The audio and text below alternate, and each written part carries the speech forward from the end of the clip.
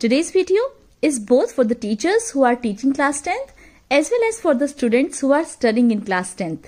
Welcome everyone. This is दीपमाला शर्मा और आज की इस वीडियो में आप सभी का स्वागत है, अभिनंदन है।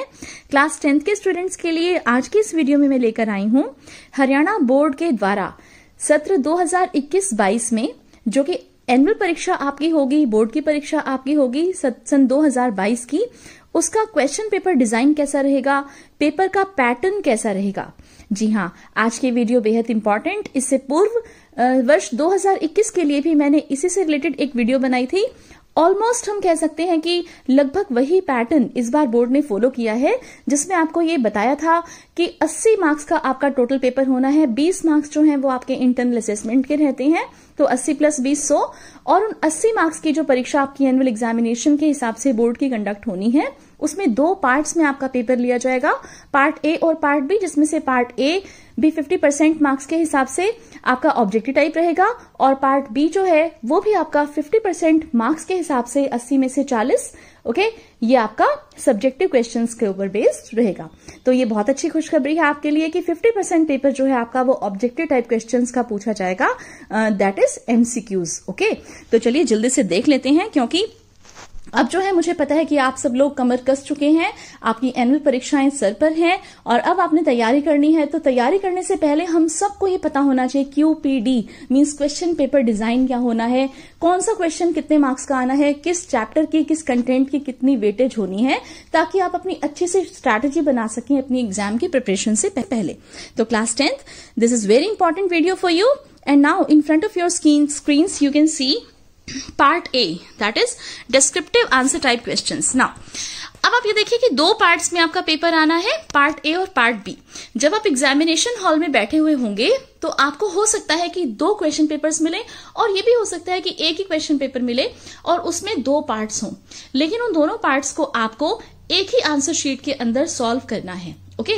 तो जब आप अपना पेपर सॉल्व करने के लिए बैठोगे तो पार्ट ए का जो क्वेश्चन पेपर है वो आपको लगभग 1.5 घंटे के अंदर जो है, 2.5 घंटे की टोटल परीक्षा है, तो 2.5 घंटे में से 1.5 घंटे में आपने अपना पेपर जो है उसको सॉल्व करना है। Descriptive answer type questions, descriptive का मतलब क्या होता है बेटा, जिसके अंदर आपने डिस्क्राइब करके लिखना होता है। हम इसे सब्जेक्टिव आंसर्स भी कह सकते हैं, ओके। तो डिस्क्रिप्टिव पेपर में जो हमें डिटेल्ड आंसर्स लिखने हैं जिस टॉपिक जिस पार्ट में, वो है पार्ट ए आपका।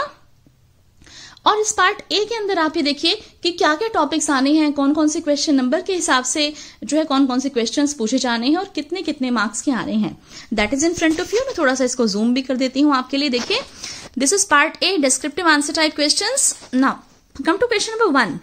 Question number 1, as you can see on your screens, application या लेटर। अब यहाँ पर फर्स्ट क्वेश्चन जो है वो आपका वो एप्लीकेशन पर बेस्ड हो सकता है या लेटर पर बेस्ड हो सकता है। जहां तक मान लीजिए 5-5 नंबर के डिस्क्रिप्टिव आंसर टाइप क्वेश्चंस की बात है, आपको इंटरनल चॉइस जरूर मिलती है। तो इसका मतलब ये हुआ कि फर्स्ट क्वेश्चन में एप्लीकेशन और लेटर दोनों चीजें भी आ सकती हैं, दोनों में से आपको कोई भी एक अटेम्प्ट करना होगा। दोनों एप्लीकेशंस भी आ सकती हैं और दोनों लेटर्स भी आ सकते हैं, ऐसी पॉसिबिलिटी भी है, राइट। तो देखिए, ये आपने एक क्वेश्चन करना है और ये 5 मार्क्स का होगा। तो आप अपने दिमाग में अब इस चीज को बिठा लीजिए कि जैसे ही आप अपने एग्जामिनेशन हॉल में जाएंगे, आपके हाथ में क्वेश्चन पेपर आएगा, तो फर्स्ट क्वेश्चन जो आपने अटेम्प्ट करना है वो आपका एप्लीकेशन या लेटर पर बेस्ड रहेगा, राइट। सेकेंड क्वेश्चन देखिए, सेकेंड क्वेश्चन भी आपका राइटिंग स्किल्स से ही रिलेटेड है और फर्स्ट क्वेश्चन भी आपका राइटिंग स्किल्स से ही रिलेटेड था। तो सेकेंड क्वेश्चन में देखिए, ये सभी टॉपिक्स हैं अपने सिलेबस में, advertisement, report, story, paragraph, interview और कन्वर्सेशन, राइट। और इन सभी में से कोई भी 2 टॉपिक पूछे जाएंगे, 2 में से आपको कोई भी एक सॉल्व करना है। तो ये भी आपका 5 मार्क्स का रहेगा। तो जाते ही आपने राइटिंग स्किल्स वाला जो पोर्शन है उसको सबसे पहले सॉल्व कर देना है। First question will be based on application और letter and second question will be based on all these topics, okay, out of which you have to only attempt only 1, right? Now come to question number 3. That is your essay type question from First Flight with choice. Now you know it very well that what is your main reader book? What is the name of your main reader book? Yes, that is First Flight. First Flight है आपकी main reader book. And उस First Flight में से जितने भी आपके chapters आने हैं, उन chapters में से आपसे ऐसे टाइप क्वेश्चन पूछा जाना है क्वेश्चन नंबर 3 में, और ऐसे टाइप क्वेश्चन है 5 नंबर का है। ऑब्वियसली इसके अंदर भी आपको इंटरनल चॉइस मिलेगी। मींस फर्स्ट फ्लाइट के जितने भी चैप्टर्स हैं उनमें से 2 क्वेश्चंस, लॉन्ग क्वेश्चंस आपसे पूछे जाएंगे और उन दोनों में से आपको कोई भी एक सॉल्व करना है, राइट। अब देखिए जो भी आपके चैप्टर्स फर्स्ट फ्लाइट के अंदर पूछे जाने हैं उनसे रिलेटेड रिड्यूस्ड सिलेबस की जो वीडियो है वो मैं ऑलरेडी अपने चैनल पर अपलोड कर चुकी हूँ। वो चाहे आपके फर्स्ट फ्लाइट के चैप्टर्स हो, फर्स्ट फ्लाइट की पोएम्स हो, या फिर आपके जो सप्लीमेंट्री रीडर है that is footprints without feet, okay, उसके जो भी चैप्टर्स है, तो जो भी टॉपिक्स बोर्ड ने रिड्यूस किए हैं, डिलीट किए हैं, वो सभी मैंने आपको अच्छे से समझा रखे हैं उस वीडियो के अंदर। लिंक आपको डिस्क्रिप्शन बॉक्स में मिल जाएगा और वैसे चैनल के ऊपर ऑलरेडी अपलोड भी है। तो इसके बाद आप देखिए नेक्स्ट क्वेश्चन जो है आपका वो आना है very short answer type question from first flight. अब वेरी शॉर्ट आंसर क्वेश्चंस जो हैं ये आपने 4 करने हैं। इसका मतलब क्या है कि इंटरनल चॉइस यहां पर भी मिलनी चाहिए। हो सकता है कि आपको 7 क्वेश्चंस दे दें, 7 में से कोई 4 करने हो, या हो सकता है कि 6 दे दें, 6 में से कोई 4 करने हो, या हो सकता है कि 5 में से कोई भी 4 करने हो, लेकिन चॉइस जरूर मिलेगी। ये भी चैप्टर्स पर ही बेस्ड होगा, मीन्स फर्स्ट फ्लाइट के जो चैप्टर्स हैं उन पर ही बेस्ड होगा आपका ये 4th क्वेश्चन भी। और ये होंगे आपके हर एक क्वेश्चन के लिए 2 नंबर, यानी कि 8 नंबर का ये क्वेश्चन होगा, 4th question in total. Come to 5th question. 5th question जो है वो है short answer type question from poems, okay. जो आपकी पोएम्स हैं सिलेबस में, मेरे ख्याल से टोटल 10 पोएम्स हैं, 10 में से 3 डिलीट हो चुकी हैं, 7 पोएम्स इस समय आपके सिलेबस में है फर्स्ट फ्लाइट में। उन 7 पोएम्स में से short SAQ short answer type question आने हैं। तो शॉर्ट आंसर टाइप क्वेश्चंस के लिए 3 मार्क्स इन्होंने डिसाइड किए हैं और आपको 2 क्वेश्चंस करने होंगे। इंटरनल चॉइस यहां पर भी मिलेगी, हो सकता है कि 3 या 4 क्वेश्चंस आएंगे पोएम्स में से। इसमें आप पोएम का थीम, सेंट्रल आइडिया, या आपको जो NCERT की टेक्स्ट बुक में जो एक्सरसाइज में क्वेश्चंस दे रखे हैं उनको बहुत अच्छे से प्रिपेयर करके जाना। मोस्टली क्वेश्चंस इसी पर ही बेस्ड होते हैं और जल्दी ही मैं आपके लिए लेकर आने वाली हूं सभी इंपॉर्टेंट क्वेश्चंस पर बेस्ड वीडियो। हाँ, एक और बात मैं आपको याद दिला दूं, यदि अब तक भी आपने मेरे चैनल को सब्सक्राइब नहीं किया है तो जल्दी से सब्सक्राइब करके रख लो, नोटिफिकेशंस को ऑन रख लो, क्योंकि आपको पता है कि ऑनलाइन पढ़ाई का ये दौर जारी है बिकॉज ऑफ कोरोना। लेकिन आपके लिए ऑनलाइन पढ़ाई के मामले में कभी भी कोई भी ढील नहीं बरती जाएगी। इंग्लिश का जो सिलेबस है वो मेरी गारंटी है कि मैं आपको बहुत अच्छे से sample paper, preparatory videos, MCQs पर बेस्ड वीडियोस, हर तरीके से मैं आपको प्रिपेयर कराऊंगी। और यदि समय होगा या इस तरह की सिचुएशन बनेगी कि लाइव क्लास देने की जरूरत है तो मैं अब YouTube पर अपने लाइव सेशंस भी आपके लिए कंडक्ट करूंगी। तो आप नोटिफिकेशंस ऑन कर लीजिए, इस चैनल को सब्सक्राइब कर लीजिए, ताकि मुझे अलग से आप तक किसी और जरिए से पहुंचने की जरूरत ना हो। डायरेक्ट आप मेरे से इस चैनल से, DS इंग्लिश से, YouTube से जुड़ सको। सब्सक्राइब जरूर कर लीजिए।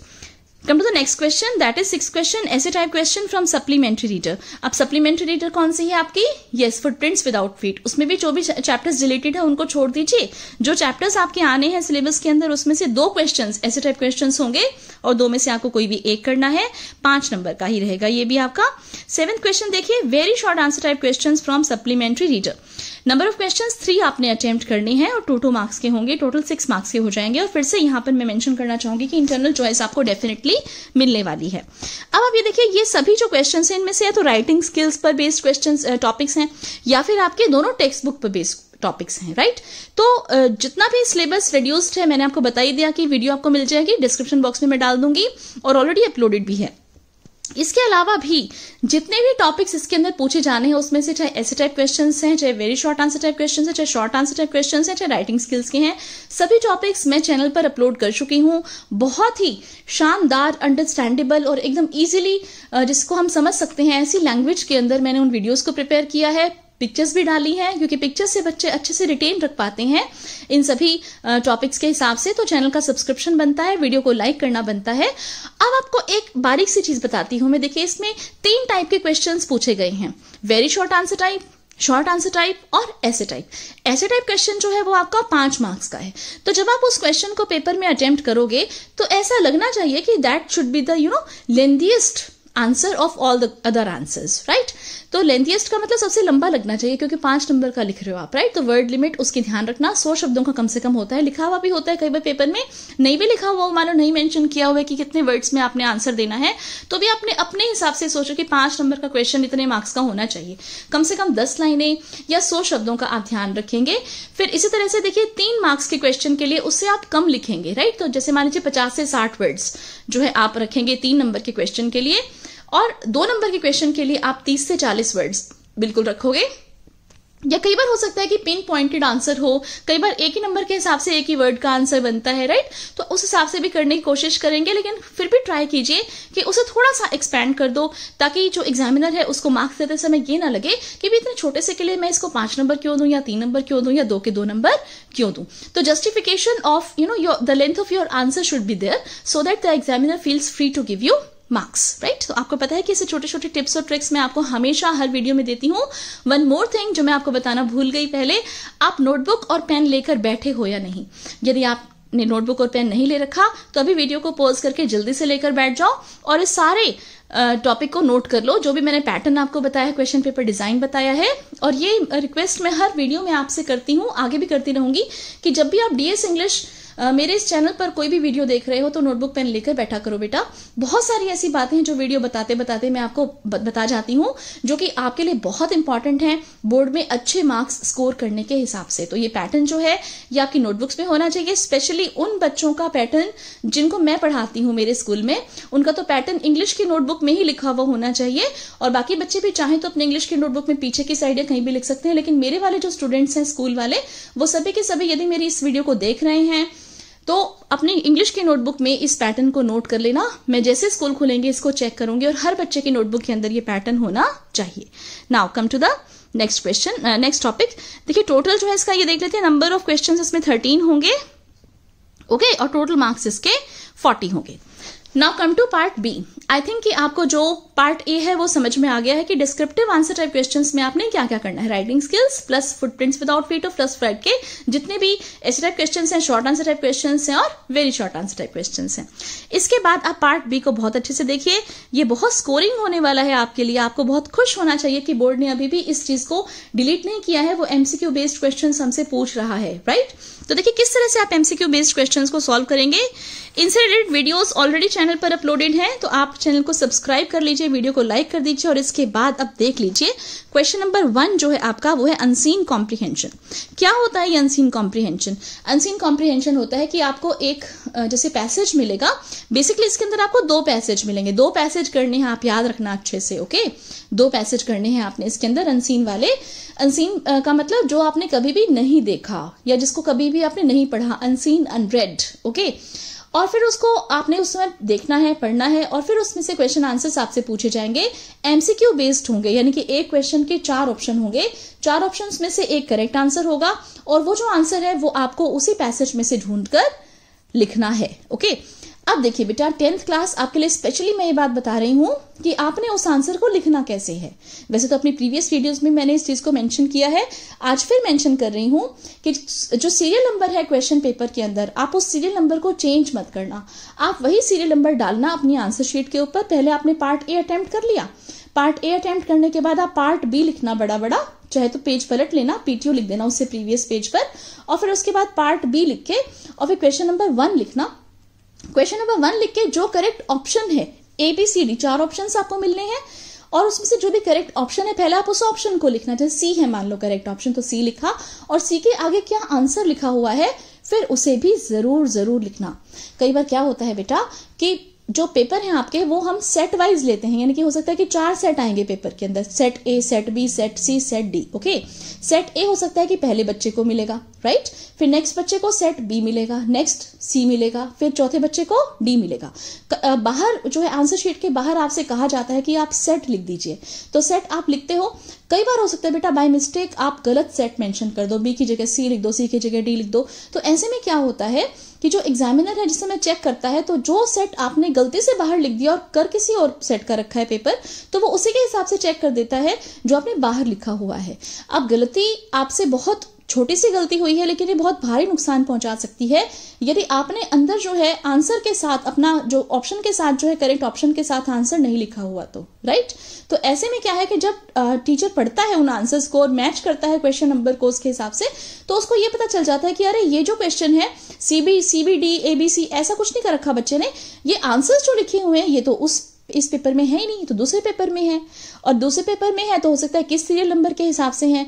तो इसलिए ये बात आपके लिए जाननी बहुत जरूरी है कि एमसीक्यू बेस्ड क्वेश्चंस के अंदर न केवल आपने क्वेश्चन का सीरियल नंबर ठीक डालना है, ऑप्शन सही से लिखना है, जो आपका करेक्ट आंसर है उसका ही लिखना, केवल पूरा 4 ऑप्शंस लिखने की जरूरत नहीं है बेटा। और उसका जो करेक्ट आंसर है उसको भी बहुत अच्छे से लिखना है। 10th क्लास है, बोर्ड की क्लास है, पहली बार आप बोर्ड का पेपर देते हो, इसलिए इन चीजों को मैं बहुत ही माइन्यूटली बारीकी से आपको बता रही हूँ। ये आपके लिए जाननी बहुत जरूरी है, किस तरह से आपके नंबर आते हैं, किस तरह से आपके नंबर कटते हैं, इन सब बातों के बारे में आपको इस वीडियो के अंदर मैं बता रही हूँ। तो इन बातों को बहुत ध्यान से सुनना। क्लासरूम्स के अंदर इतना ज्यादा समय नहीं हम बिता पा रहे हैं ऑनलाइन टीचिंग के कोरोना के कारण से 2 साल से। तो ऑनलाइन टीचिंग के माध्यम से मैं कोशिश कर रही हूँ कि आपको जितना ज्यादा से ज्यादा अपनी ओर से मैं दे पाऊं बेटा, मेरे एक्सपीरियंस से वो आपको बता रही हूँ। तो इस वजह से जो है करेक्ट ऑप्शन के साथ करेक्ट आंसर लिखना बहुत जरूरी है। आई थिंक आपको ये बात समझ में आ गई। और अनसीन पैसेज पर बेस्ड आपने 2 पैसेज जो हैं वो अपने पेपर में सॉल्व करके आने हैं। ध्यान रखना 2 करके आना, 1 मत करके आना। कभी आप ये सोचो कि दूसरा तो ऑप्शन में था और हम तो 1 ही कर आ गए, right. Now come to next question. ये आपके 5-5 नंबर के होंगे, unseen comprehension, right. Second question जो है वो आपका ग्रामर पर बेस्ड होने वाला है। और ग्रामर में आपके टॉपिक्स देखिए जो पूछे जाने हैं बोर्ड में। वैसे देखा जाए तो सिलेबस में इससे भी ज्यादा टॉपिक्स मेंशन्ड है, ओके। जैसे इडियम्स मेंशन्ड है अपने सिलेबस में, फ्रेजल वर्ब्स मेंशन्ड हैं, राइट। फिगर ऑफ स्पीच भी मेंशन्ड है।